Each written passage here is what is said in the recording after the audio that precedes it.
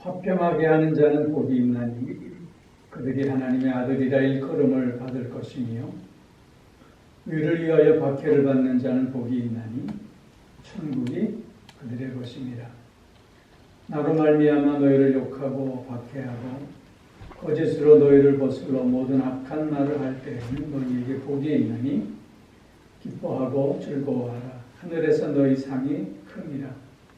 너희 전에 있던 선지자들도 이같이 박해하였느니라. 아멘. 오늘 말씀을 의지해서 세상을 살아가는 성도의 삶, 네 번째 말씀을 드립니다. 여러분들은 자기 스스로를 생각할 때 순수한 사람에 가까운지 아니면 순진한 사람에 가까운지 한번 생각해 보실 수 있기를 바랍니다. 순수하다라고 했을 때 그것은 이런 맑은 유리잔에 깨끗한 물이 담겨져 있는 그런 모습으로 설명할 수 있고요. 순진하다고 하는 건 그냥 깨끗한 비어있는 유리잔으로 설명할 수 있을 것입니다.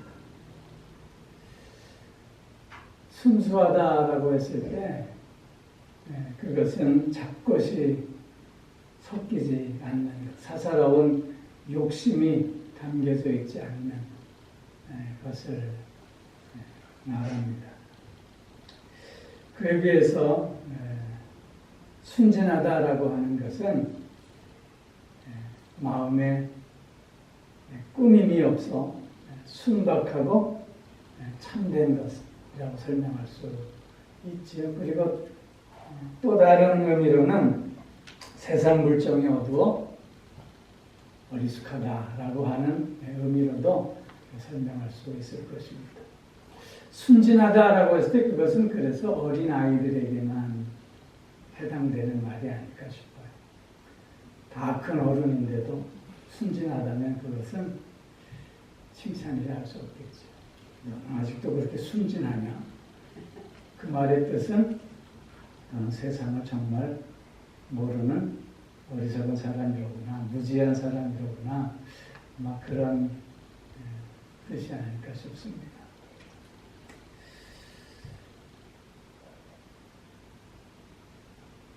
나의 삶을 이렇게 돌이켜보면 순진하다 하기에는 너무 나이가 들었고, 그렇다고 해서 순수하다라고 하기에는 너무 복잡한 삶을 지금 살고 있는 것 같아 안타까움이 있습니다.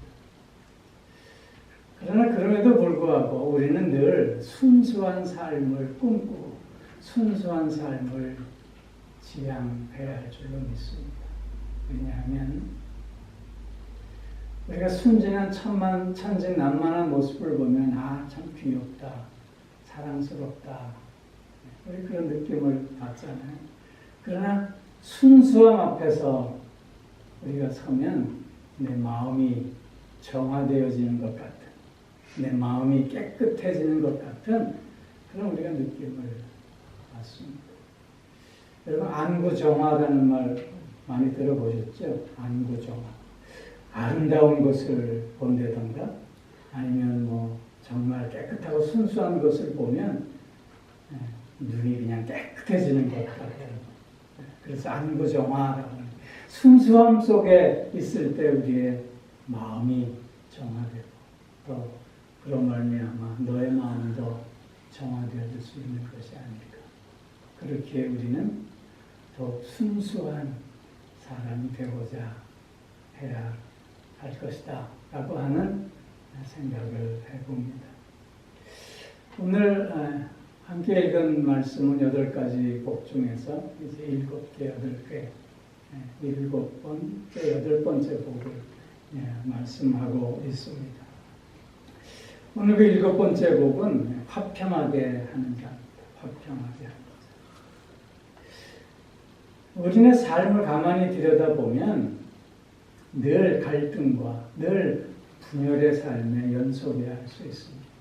왜냐하면 우리는 다 다르기 때문입니다. 왜냐하면 우리는 다 죄인들이기 때문입니다. 늘 부족한 사람들이기 때문입니다.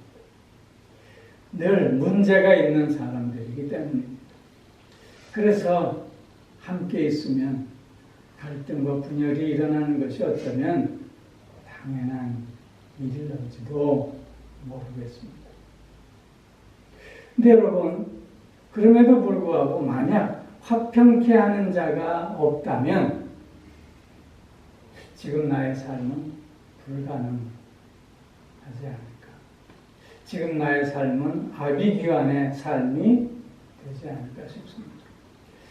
오늘의 세상의 모습들을 보면 정말 평화는 없고 갈등과 분열만 더해가는 세상으로 보여집니다. 그러나 그럼에도 불구하고 그 어디서인가 그 누군가가 화평을 이루는 자가 있기에, 화평하게 하는 자가 있기에 지금 그나마 이 모습이 가능하지 않을까 하는 생각을 하게 되는 것입니다. 누가 화평하게 하는 자인가? 화평하게 하는 자는 어떤 사람인가? 라고 우리가 물었을 때 그 첫째는 무엇보다도 순수한 사람입니다. 순수한 사람만이 화평을 가져올 수 있습니다. 왜냐하면 순수한 사람은 거짓이 없기 때문입니다. 왜냐하면 순수한 사람은 자기 말에 책임을 지는 사람이기 때문입니다. 순수한 사람은 자기 주관이 뚜렷해서 어떤 상황 속에서도 흔들림이 없는 사람이기 때문입니다. 순수한 사람은 결코 남에게 해를 끼치지 않습니다. 순수한 사람은 겸손한 사람입니다. 순수한 사람은 남의 잘못을 쉽게 용서하면서도 자기 자신에게는 엄격한 사람입니다. 그런 사람이기에 분열이 있는 그곳에 평화를 심을 수 있게 되는 것입니다. 순수한 사람이 된다고 하는 것은 그런 의미에서 볼 때 결코 쉽지 않습니다. 그러나 그럼에도 불구하고 우리는 그 삶을 배우고 그 삶을 닮아갈 수 있어야 합니다. 우리는 그런 가능성을 충분히 가지고 있는 사람들입니다. 왜냐하면 성도로 부름받은 우리들은 그리스도 안에서 매일매일 새 것이기 때문입니다. 매일매일 새로워지는 사람들이기 때문인 것입니다. 그리스도와 함께하는 그 삶에 순수함이 묻어있기 때문인 것이죠.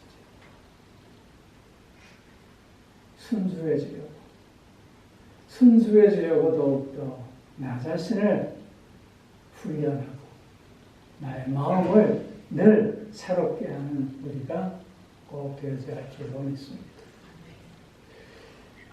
화평케 하는 자, 두 번째로는 사랑하는 사람들입니다.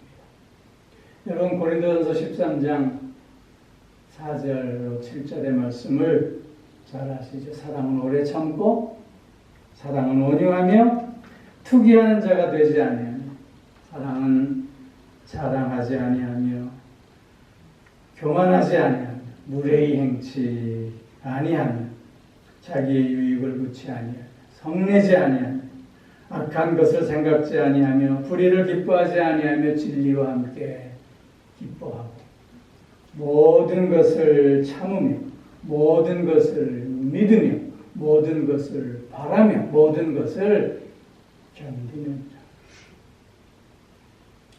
이런 사랑을 담고 있는 사람은 분열이 있는 그곳에서 그들을 하나로 모아낼 수 있게 되는 것입니다. 뿐만 아니라 화평케 하는 사람은 헌신하는 사람입니다. 즉 평화라고 하는 것은 늘 대가를 요구하고 있다는 것입니다. 저절로 평화로워지지는 않습니다. 저절로 자연적으로 그냥 평화가 찾아오지는 않습니다. 형과 동생이 싸워요. 그때 엄마가 지나가면서 한마디 합니다. 지는 놈이 성이요. 지는 놈이 형이라고. 그 말을 들은 형이 동생한테 양보합니다. 그래서 평화가 이루어집니다. 그래서 형제의 우애가 더 깊어지는 것 아닙니까?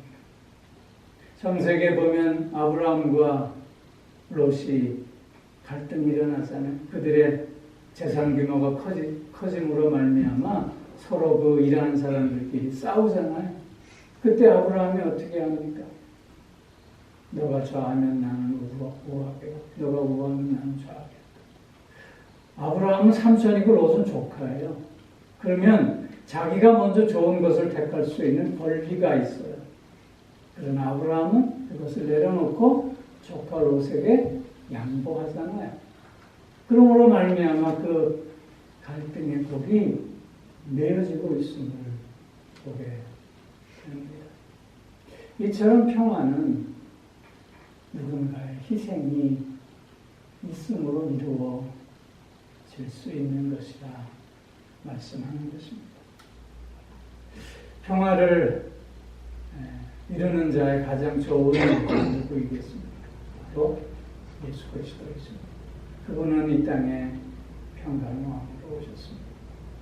그분의 삶은 순수 그 자체이셨습니다. 그분은 거짓이 없으셨습니다. 그분은 말과 행동이 일치했습니다. 당신의 말에 늘 책임을 주시는 분이셨습니다. 그리고 모두를 사랑하셨습니다. 자기에게 돌을 던지는 이까지도 주님은 사랑하셨습니다. 자기를 팔 것을 난 제자 가룟유다 마저도 주님은 마지막 그 순간까지 가슴에 품으셨음을 보게 됩니다.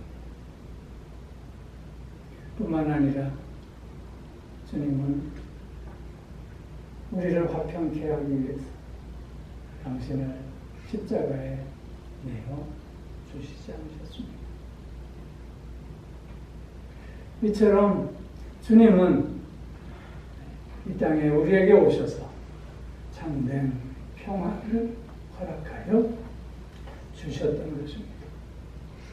이렇게 화평케 하는 자는 어떤 복이 있냐면 하나님의 아들이라 일컬음을 받을 것이다 말씀하고 있습니다. 하나님의 아들이라 일컬음을 받는다라고 하는 것은 무엇보다도 평화는 하나님으로부터 시작되어짐을 말씀하고 있는 것입니다. 즉 하나님과의 화목이 없으면, 하나님과의 평화가 없으면 결코 이 땅의 평화는 불가능하다는 것을 오늘 이 말씀 속에 담겨져 있는 것입니다. 히브리어로 우리가 평화를 뭐라고 얘기하죠? 샬롬. 샬롬이라고 하는 단순히 전쟁이 없는 상태를 얘기하는 것이 아니라 하나님과의 관계가 화목되어졌음을 얘기하는 것입니다. 즉 하나님과의 관계가 다시 회복되어졌습니다. 다시 화목되어졌을 때 우리는 그 안에서 나 자신과의 관계를 또한 회복할 수 있는 것이고 나아가 이웃과의 관계에서도 화목을 이루어갈 수 있게 되는 것입니다. 그렇게 우리가 오늘 화평케 하는 자로의 삶을 살 수 있음은 무엇보다도 하나님과 화목된 자가 되었기 때문이라고 하는 것이죠. 즉 하나님의 아들이라 일컬음을 받는다라고 하는 것은 어떤 의미냐면 하나님과 화목함을 이룬 자다라고 하는 것이죠. 그게 첫 번째 복이야. 두 번째 복은 뭐냐면 복음의 통로가 된다고 하는, 즉 내가 하나님과 화목을 이루게 된 자로 이제 복음을 다른 사람에게 증거함으로 말미암아 다른 사람들도 하나님과 화목의 관계로 나아갈 수 있게 하는 것. 그래서 하나님의 의로운 통치가 더욱더 이 땅에서 확장되게 하는 것. 그것이 화평케 하는 자의 또 다른 의미의 복이라고 하는 것입니다. 또 하나는 상속자로서. 아들은 상속자의 개념이잖아요. 하나님의 상속자로서, 그리고 아버지를 닮은 사람으로서, 그리고 하나님의 성품을 나타내는 사람으로서 하나님과 사람들 앞에서 고임을 받게 된다고 하는 뜻입니다. 여러분, 예수님이 자라시면서 누가복음 어떻게 기록하고 있죠? 키가 자라매 지혜도 자라서 어떻게 하고요? 하나님과 사람 앞에 더욱 사랑스러워 가시더라. 하나님과 사람 앞에서 더욱 사랑받는 자로, 하나님과 사람 앞에서 더욱 존경받는 자로, 하나님과 사람 앞에서 더욱 인정받는 자로 살아갈 수 있게 한다는 거예요. 그것이 화평케 하는 자가 누리는 복이라는 거죠. 여러분, 나는 피스메이커인가? 아니면 트러블메이커인가? 나는 늘 사람들에게 다가가 그를 위로하고 그와 함께하며 그를 세우며 살리는 자인가? 아니면 그의 아픔을 긁어내며 오히려 상처를 더해 그를 죽이는 자인가? 늘 먼저 용서를 구하고 화해를 구하는 자인가? 평화의 도구로 쓰임받기를 오늘도 원하는 자인가? 확인해 봐야 할 것입니다. 화평케 하는 자는 스스로 행복한 사람입니다. 화평케 하는 자야말로 누구도 빼앗을 수 없는 행복을 누리고 나누는 자입니다. 하나님은 오늘 우리를 화평케 하는 자로 부르십니다. 화평케 하는 자로 오늘의 삶을 통해서 행복한 삶을 살고 누리고 나누라고 말씀하고 계시는 것입니다. 그래서 하나님은 오늘도 우리에게 은혜를 주시고 친밀한 관계 속에서 너는 내 아들이다, 너는 내가 사랑하는 자다 말씀하여 주시는 것입니다. 우리가 있는 그곳에 평화가 깃드는 아름다운 삶이 늘 이어질 수 있기를 주의 이름으로 축원합니다. 여덟 번째는 의를 위하여 박해를 받는 자, 의를 위하여 핍박을 받는 자입니다. 여기서 말하는 박해, 핍박이라고 하는 건 어떤 상황을 얘기하냐면 짐승이 사냥꾼에게 쫓기는 그런 긴박한 상황을 얘기합니다. 군인이 전쟁에서 적군에게 쫓기는, 도망가는 그런 긴박한 상황을 의미하고 있는 것입니다. 여러분, 코버디스라고 하는 옛날 영화 다 기억하시죠? 그 코버디스 영화 속에서 보면 그 당시에 네로의 박해 속에서 그리스도인들이 얼마나 급박한 삶을 살고 있는가를 잘 보여주고 있는 장면들이 나오지 않습니까? 의를 위하여 박해를 받는다, 핍박을 받는 자라고 하는 것은 그런 급박함 속에서 살아가는 삶을 오늘 본문은 말씀하고 있는 것입니다. 그런데 오늘 우리의 믿음의 삶은 어떻습니까? 너무 느슨하지 않습니까? 너무 안일해 보이지 않습니까? 하나님을 향한, 의를 향한 그 간절함이 우리에게는 너무나 부족하지 않는가 돌아보게 됩니다. 그렇게 우리는 너무 쉽게 타협하고 너무 쉽게 포기하고 있지는 않는가 돌이켜 보아야 하는 것입니다. 말씀에 순종하며 봉사하겠다고 하는 일념으로 이 일 저 일을 시작했는데 사람들이 그런 나를 가만두질 않네. 오히려 나를 오해하고 오히려 나를 비난하고 오히려 뒤에서 뭐라고 얘기하잖아요. 그러면 우리 마음이 어때요? 내가 이 일 하느라고 밥이 나와 떡이 나와 그만할 거야. 쉽게 그렇게 포기하지 않습니까? 여러분, 우리가 처음 시작한 그때는 사람들을 보고 시작했나요? 하나님만을 보고 시작하지 않았습니까? 그렇다면 그 마음을 붙잡고 가야 함이 마땅한 것이지. 내가 가만히 있으니까 이것들이 나를 가만히 둬하네. 사람들의 반응이 어떠하든지 간에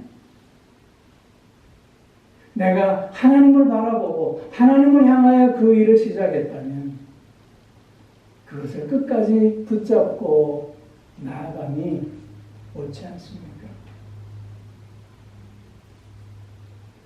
요즘 그런 말들을 하대요. 배려해 줬더니 권리로 한다. 여러분, 배려하는 사람이 잘못이 아니잖아요. 그 배려함을 권리로 받아들이는 그 사람이 잘못이지요. 근데 그 사람 때문에 말미암아 나의 배려하는 삶을 포기하고 중단한다면 그 내 문제 아닙니까? 의를 위하여 핍박을 받는다라고 하는 것은 이런 의미의 말씀인 것입니다. 하나님을 향하여 시작한 그 마음과 그 모든 것들이 사람들의 다양한 내가 예상치 못한 반응으로 말미암아 포기하고 중단한다면 그것은 더 이상 의를 위한 핍박이 될 수 없는 것이죠. 우리가 의를 위한다고 하는 삶은 구별된 삶입니다. 이 세상과 다른 삶입니다. 어두움은 빛을 싫어하듯이 이 세상이 주님을 미워하듯이 의를 위하여 사는 삶을 산다고 할 때 그것은 비난과 조롱과 핍박이 따라올 수밖에 없는 삶임을 우리는 먼저 깨달을 수 있어야 하는 것입니다. 여러분, 예수님의 경우를 보십시오. 각색 병자들을 주님은 불쌍히 여겨서 고쳐주셨습니다. 그랬더니 사람들이 뭐라고 얘기합니까? 저 귀신 들렸다고 얘기하지 않습니까? 주님이 그 말에 병자 고치는 걸 그만두셨나요? 하나님의 말씀을 사람들에게 이렇게 저렇게 가르치셨을 때 사람들은 뭐라고 평가했습니까? 저 율법을 모르는 자다. 율법을 파괴하는 자다. 그러면서 오히려 비난하고 조롱하고 멸시하지 않았습니까?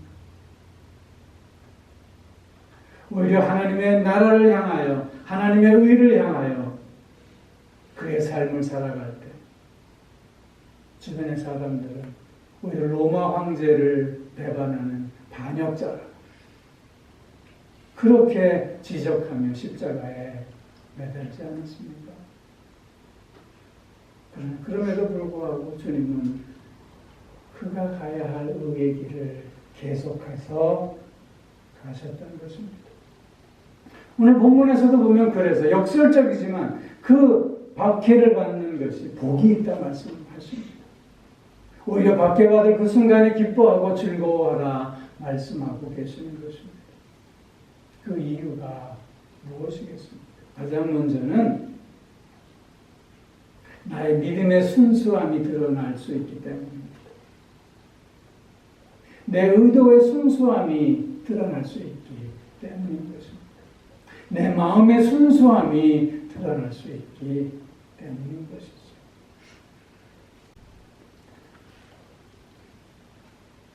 순수한 마음으로 시작했는데 주변의 반응이 내 기대와 다르다고 그만둔다면 그것은 더 이상 순수한 것이 아니지 않겠습니까? 두 번째로는 이런 고난을 통해서 우리 성도들은 그리스도의 성품을 더욱더 배우고 그리고 성숙의 열매를 맺어갈 수 있기 때문인 것이죠. 고난을 통해서 우리는 더욱더 단단해질 수 있습니다. 고난을 통해서 우리는 정말 귀한 것이 무엇인가를 깨닫고 그것을 붙잡고 그것을 누릴 수 있게 되는 것이죠. 또 한 가지는 오늘 본문 말씀에서 선지자들도 이같이 박해를 받았다. 즉 의를 위하여 박해를 받는 자는 선지자들의 반열에 서게 된다는 것이죠.